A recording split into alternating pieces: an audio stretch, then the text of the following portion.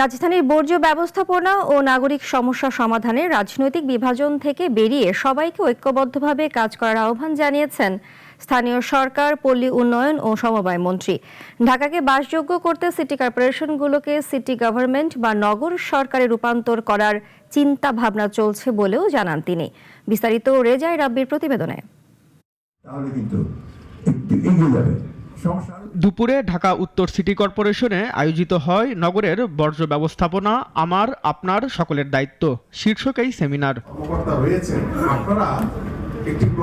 অনুষ্ঠানে বক্তারা বলেন, দীর্ঘমেয়াদী পরিবর্তন আনতে হলে শিশুদের স্কুল জীবন থেকেই বর্জ্য ব্যবস্থাপনা ও পরিচ্ছন্নতা বিষয়ে শিক্ষা দিতে হবে।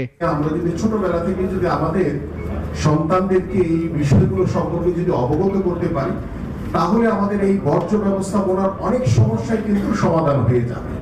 রাষ্ট্রীয় প্রধানের যখন ইচ্ছা থাকে, রাষ্ট্রীয় প্রধানের যখন অভিপ্রায় থাকে, তখন এই কাজগুলি এগিয়ে নিতে আমাদের জন্য সহজ হয়। এ সময় প্রধান অতিথির বক্তব্যে মির্জা ফখরুল বলেন, পরিচ্ছন্ন, সুপরিকল্পিত ও বাসযোগ্য শহর গড়ে তুলতে কাজ করছে সরকার। তবে শুধু সিটি কর্পোরেশন বা সরকারের পক্ষে পরিচ্ছন্ন নগর গড়ে তোলা সম্ভব নয়। সবাই মিলে যদি চেষ্টা করি, অল অফ আস, ওই জায়গায় আমরা ওই আওয়ামী লীগ, বিএনপি, জাতীয় পার্টি, জামাত ইসলাম দেখতে চাই না। আমরা এই জায়গায় বাংলাদেশকে দেখতে চাই।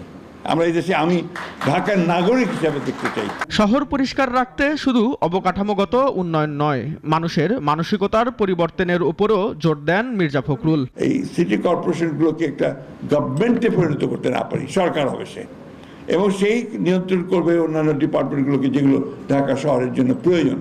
তা না হলে এই সমস্যার সমাধান সহজে হবে না। নদী ও খাল রক্ষা করা না গেলে ঢাকার পরিবেশগত সংকট আরো গভীর হবে বলেও মন্তব্য করেন মন্ত্রী। ডিমার্কেশন প্রায় শেষ পর্যায়ে, খালগুলো আমরা একটা একটা করে উদ্ধার করব ইনশাআল্লাহ। রেজাই রাব্বি, নাগরিক, ঢাকা।